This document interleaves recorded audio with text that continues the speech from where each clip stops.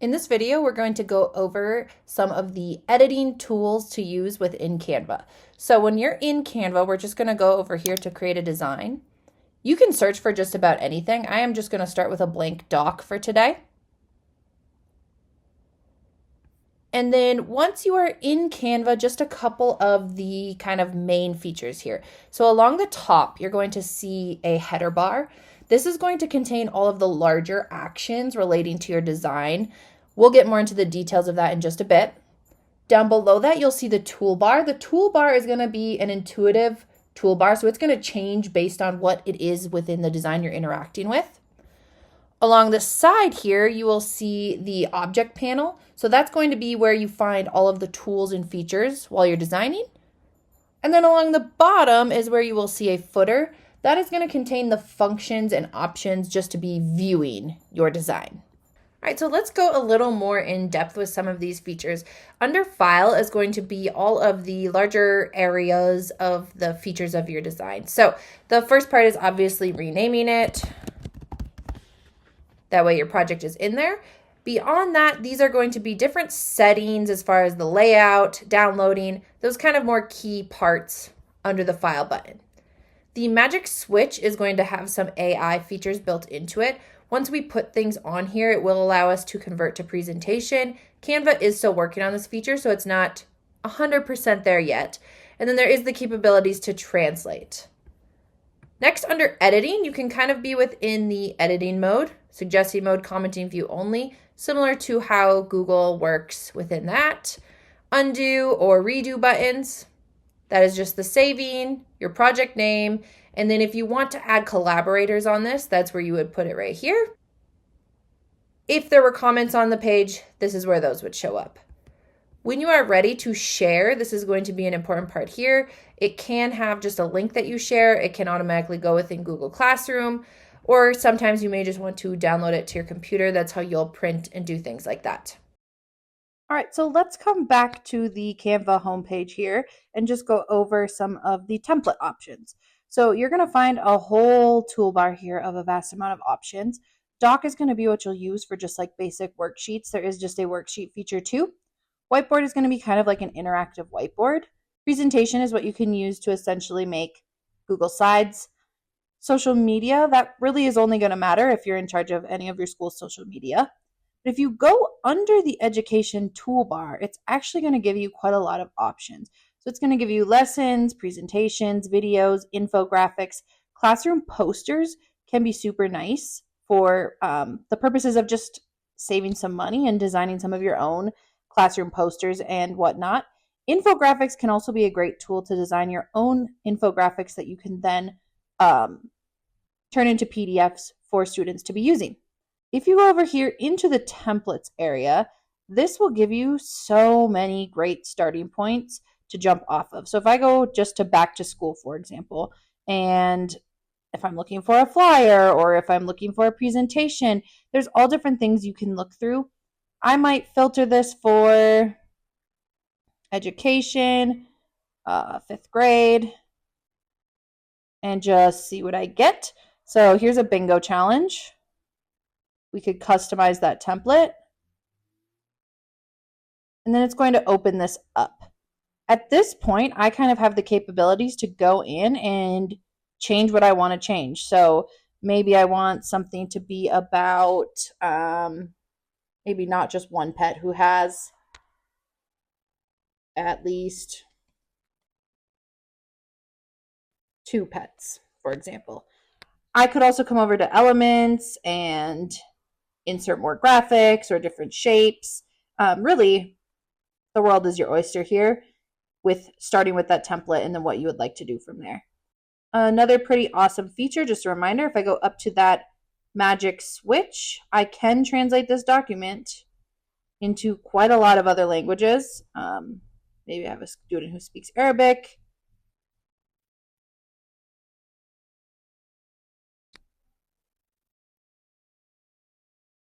And you're going to have to play around with formatting of this, obviously. But just like that, now that student can still participate in this activity on day 1, as long as they can read in that language. All right, coming back to those Canva templates. since we are a Google school, just another super cool thing to show you all is that you can get Google headers for your classrooms within here. So you're going to see all kinds of super awesome headings that, again, you can customize how you'd like. But what you're going to do is go to customize this template. Maybe it's math class. Maybe I say Miss T's class. Boom. And then you're going to want to download this. So go to share, download. There it is. And then when you're in a Google Classroom, you're going to want to customize and upload a photo. And then just grab that from your downloads.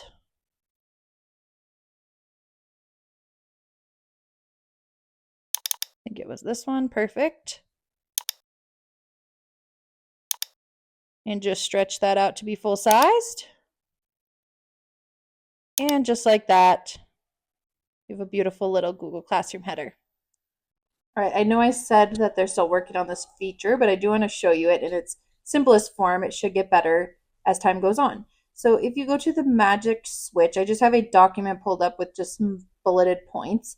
If you go to magic switch and then convert to a presentation, this is going to allow me to pick a theme, sure, and essentially export what I had been doing in a document into a presentation.